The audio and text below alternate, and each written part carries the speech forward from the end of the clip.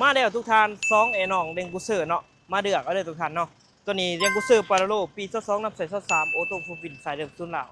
ตัวนี้เดงกูเซอร์ B8 เนาะปี2014ต้นแต่งซูมปี2021ทุกท่านเด้อ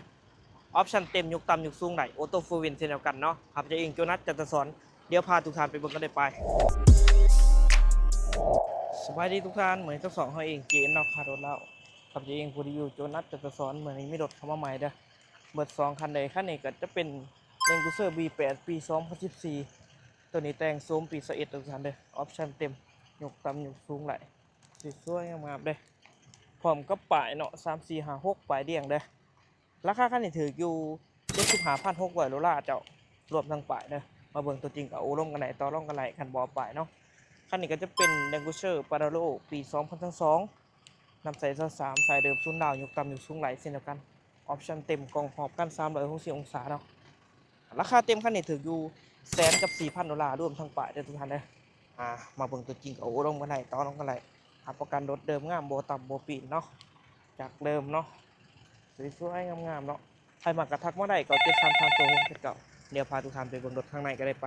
โอเคพาทุกท่านมาเบิ่งข้างในเนาะของเลนกูเซอร์ปาโลโลเนาะปี22เป็นบล็อกไฟฟ้าคูพวงมาลัยจะให้มาเป็นมัลติฟังก์ชันฟูลออปชั่นกล่องหอบคัน360องศาปรับแอร์ฮอนแอร์อุ่นได้ครบเนาะปุ่มสตาร์ทกระเชดีโหมดสวยๆงามๆนะจอเดิมมาแต่โรงงานเนาะสีขาวหมกเลยทางดอกทางหลังก็จะมีแอร์หลังเนาะบ่อหนัง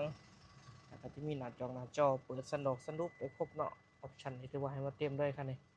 ไหลไปบ่มีเฮดตี้เนาะแอร์เย็นสะดวกสบายเนาะทางดังก็งามๆสะอาดสะอ้านเนาะรถใส่งานหน่อยสมานป๊อปเบาะขึ้นเบิดเนาะเป็นระบบไฟฟ้าเด้อคันเด้อตัวนี้ให้ดอกเวลานี่งามสะอาดสะอ้านขึ้นเบาะไฟฟ้าคู่เนาะ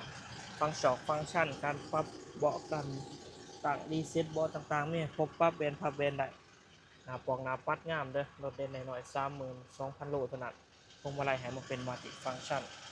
ที่มาเบิ่งเลนกูเซอร์ B8 เนาะเจอเป็นเบาะไฟฟ้าคู่พวงมาลัยจะให้มันเป็นมัลติฟังก์ชันเปิดปิดเซ็นเซอร์ปรับเบนพับเบนได้ออปชั่นให้มาเต็มได้ทุกท่านเด้อหน้าปองหน้าปัดงามเนาะยกต่ำยกสูงได้ออโต้โฟวินแอร์เย็นสบายมีกล่องตกกล่องถอยครบเนาะเบาะนั่งเปิดสันดุกไปครบ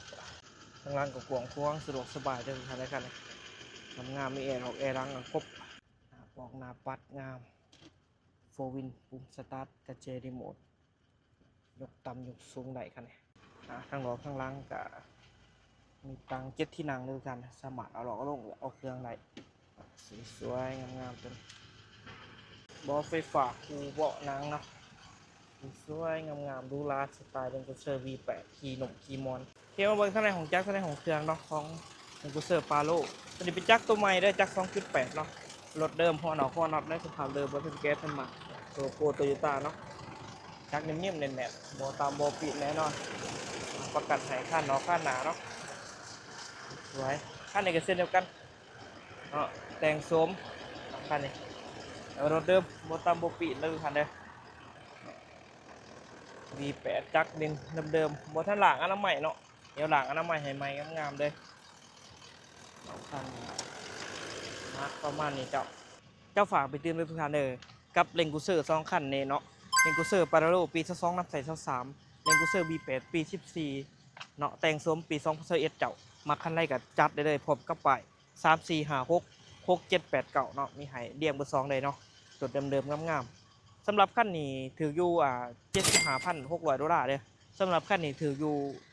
$104,000เนาะรวมกับป้ายด้วยเนาะมักคันใดก็โอ้รวมกันได้คันบ่เอาป้ายก็มาโตมาลองกันได้เนาะโมโมลมรถอยู่ปักเซสดปอนเทิร์นได้เป็นเดือนเป็นปีได้สบายผ่านมากระทักมาได้ก่อน73,000ตัวคงเจ็ดเก่าฝากที่ตามทุกทาง JN ราคาโดดเต่าขับเองโจนัสจันทสวรรค์ขอขอบใจท่านหลายๆได้เจอกันใหม่